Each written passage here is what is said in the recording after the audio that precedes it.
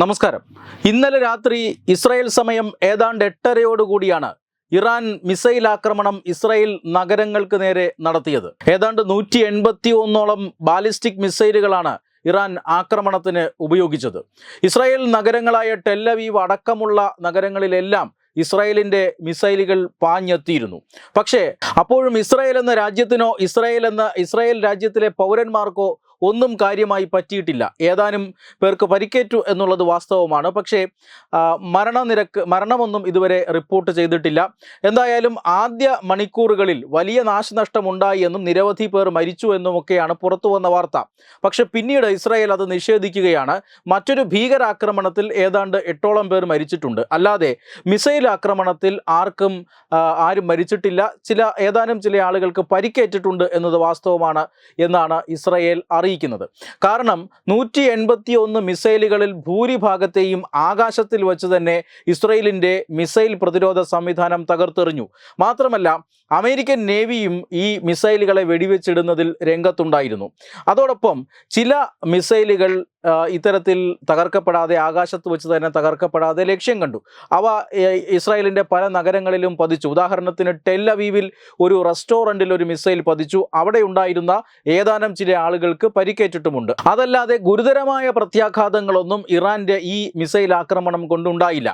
സമാനമായ ഒരു ആക്രമണം ഏതാണ്ട് മാസങ്ങൾക്ക് മുമ്പ് ഇറാൻ ഇസ്രായേലിലേക്ക് നടത്തിയതാണ്. അന്ന് ഏതാണ്ട് 300-ലധികം മിസൈലുകളാണ് ഉപയോഗിച്ചത്. അന്ന് പോലും ഇസ്രായേലിനെ ഒന്നും ചെയ്യാൻ ഇറാന് സാധിച്ചിട്ടില്ല. പിന്നെയാണ് ഇപ്പോൾ ഈ 181 ബാലിസ്റ്റിക് മിസൈലുകൾ. സമാനമായ രീതിയിൽ തന്നെ ഇസ്രായേലിൽ അത് വലിയ പ്രത്യാഘാതങ്ങളൊന്നും ഉണ്ടാക്കിയില്ല. ഇസ്രായേലിൻ്റെ ലോകപ്രശസ്തമായ മിസൈൽ പ്രതിരോധ സംവിധാനം മാത്രമല്ല ഇസ്രായേലിനെ ഇങ്ങനെ കാഷ്വാലിറ്റിയിൽ നിന്ന് രക്ഷിച്ചത് എന്ന് വ്യക്തമാണ്. അതിന് മറ്റൊരു പ്രധാന ഘടകം കൂടിയുണ്ട്. ഇസ്രായേലിൻ്റെ പ്രധാന ശത്രു രാജ്യമായ ഇറാനിനെ സംബന്ധിച്ചിടത്തോളം ഇസ്രായേലിൻ്റെ രഹസ്യാന്വേഷണ വിഭാഗമായ മൊസാദ് ഇറാനിനെ വളഞ്ഞിരിക്കുകയാണ്. മൊസാദിൻ്റെ സാന്നിധ്യം അതീവ രഹസ്യമായി തന്നെ ഇറാൻ്റെ ഉന്നത തലങ്ങളിൽ വരെ ഉണ്ട് എന്നാണ് ഇപ്പോൾ ചർച്ചയാകുന്നത്. മാത്രമല്ല, അമേരിക്കൻ രഹസ്യാന്വേഷണ ഏജൻസിയുടെയും സാന്നിധ്യം വളരെ സജീവമായി തന്നെ ഇറാനിലുണ്ട്. ഈ രഹസ്യാന്വേഷണ വിവരങ്ങളാണ് ഇസ്രായേലിനെ രക്ഷിക്കുന്നത്. അതായത്, ഒരു ആക്രമണത്തിന് ഇറാൻ വിചാരിച്ചാൽ തന്നെ, അല്ലെങ്കിൽ അങ്ങനെ ഒരു പദ്ധതി ഇട്ടാൽ തന്നെ, ഇറാൻ ഒന്ന് അനങ്ങിയാൽ പോലും അമേരിക്കയും ഇസ്രായേലും അറിയുന്നുണ്ട്. വിവരങ്ങൾ അതേപടി വളരെ കൃത്യമായി അമേരിക്ക അറിയുന്നുണ്ട്. അത്തരത്തിൽ ഈ ആക്രമണത്തിന് മണിക്കൂറുകൾക്ക് മുമ്പും അമേരിക്കയ്ക്കും അതുപോലെ തന്നെ ഇസ്രായേലിനും ഇക്കാര്യങ്ങൾ ചോർന്നു കിട്ടിയിരുന്നു. അതനുസരിച്ചിട്ടുള്ള എല്ലാ തയ്യാറെടുപ്പുകളും ഇസ്രായേൽ നടത്തിയിരുന്നു എന്നുള്ളതാണ്.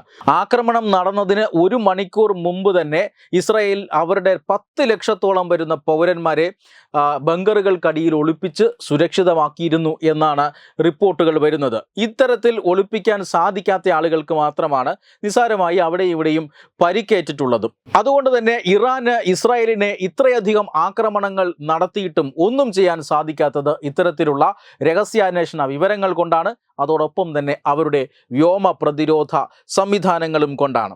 ഇതിനുമപ്പുറം മൊസാദിനെ ഇന്നലെ ഇറാൻ ലക്ഷ്യം വച്ചിരുന്നു എന്നൊരു വാർത്തയുമുണ്ട്. ഇസ്രായേലിൻ്റെ പേരുകേട്ട രഹസ്യാന്വേഷണ വിഭാഗമാണ് മൊസാദിൻ്റെ ഹെഡ്ക്വാർട്ടേഴ്സ് തകർക്കാനും ഇന്നലത്തെ മിസൈൽ ആക്രമണത്തിൽ ഇറാന് പദ്ധതി ഉണ്ടായിരുന്നു എന്ന വിവരങ്ങളാണ് പുറത്തു വരുന്നത്. അതായത്, മൊസാദിൻ്റെ ഹെഡ്ക്വാർട്ടേഴ്സിന് ഏതാണ്ട് 1 കിലോമീറ്റർ അടുത്ത് വരെ മിസൈലുകൾ എത്തിയതായും 1 കിലോമീറ്റർ അപ്പുറത്ത് മിസൈലുകൾ വീണ് പൊട്ടിയതായും ആണ് ഇപ്പോൾ ലഭിക്കുന്ന വിവരം. അതായത്, ഇറാൻ ഈ മൊസാദിനെയും ലക്ഷ്യം വച്ചിരുന്നു, മൊസാദിൻ്റെ ഹെഡ്ക്വാർട്ടേഴ്സ് ആക്രമിക്കാൻ ലക്ഷ്യം വച്ചിരുന്നു. അതായത്, ഇസ്രായേൽ എങ്ങനെയാണോ ഹിസ്ബുള്ളയുടെ കേന്ദ്രങ്ങളിൽ വളരെ പ്രിസൈസ് ആയിട്ടുള്ള ആക്രമണം നടത്തിയത്, അത്തരത്തിൽ ഒരു ആക്രമണം നടത്താനാണ് ഇറാനും ശ്രമിച്ചത്.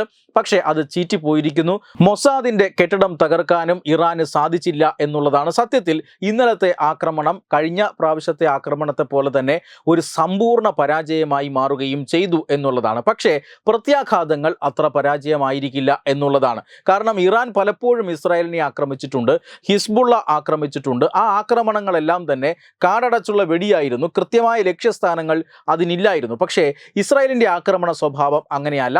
ഇസ്രായേൽ കൃത്യമായ സ്ഥലങ്ങളിൽ ബോംബിംഗ് നടത്താൻ കെൽപ്പുള്ള രാജ്യമാണ്. അവർക്കതിനുള്ള സാങ്കേതിക വിദ്യയുമുണ്ട്. ബാലിസ്റ്റിക് മിസൈലുകൾ ഒന്നും തന്നെ ലക്ഷ്യം കാണാതെ പോയ സ്ഥിതിക്ക് ഇറാൻ വലിയ ആശങ്കയിലുമാണ്. വെബ് ഡെസ്ക് തത്തുമൈ news. Powered by Jyothis, realising your dream home. Our ongoing luxury apartments projects are Crown near Karivattam, The Square near UST Global, White Manor near Achigal Ambalatra, and Evergreens Luxury Villas near Tirumala. Call 90482 55599. Chodis Building Promoters Private Limited, Thiruvananthapuram. Balaramapuram Sultana ജുവല്ലറിയുടെ Onam offer. ഏതൊരു പർച്ചേസിനും ഓണപ്പുടവ സമ്മാനം, ഒപ്പം ഓണക്കിറ്റുകളും. 10 പവന് മുകളിലുള്ള വിവാഹ പർച്ചേസുകൾക്ക് പവന് 5000 രൂപയുടെ കിഴിവും അതിന് താഴെയുള്ള വിവാഹ പർച്ചേസുകൾക്ക് 3000 രൂപയുടെ കിഴിവും, ഒപ്പം സ്വർണ്ണ നാണയങ്ങളും ഗൃഹോപകരണങ്ങളും സമ്മാനം. പഴയ 916 സ്വർണ്ണാഭരണങ്ങൾ മാറ്റി വാങ്ങുമ്പോൾ വിലയിലോ തൂക്കത്തിലോ വ്യത്യാസം വരാതെ പുതിയ ഡിസൈനിലുള്ള 916 HUID സ്വർണ്ണാഭരണങ്ങൾ മാറ്റി വാങ്ങാൻ സുവർണാവസരം. ഈ ഓണത്തിന് പതിവിലും വ്യത്യസ്തമായി അതിശയിപ്പിക്കുന്ന ഓഫറുകളും ഓണ സമ്മാനങ്ങളുമായി Sultana jewellery, main road, Balaramapuram.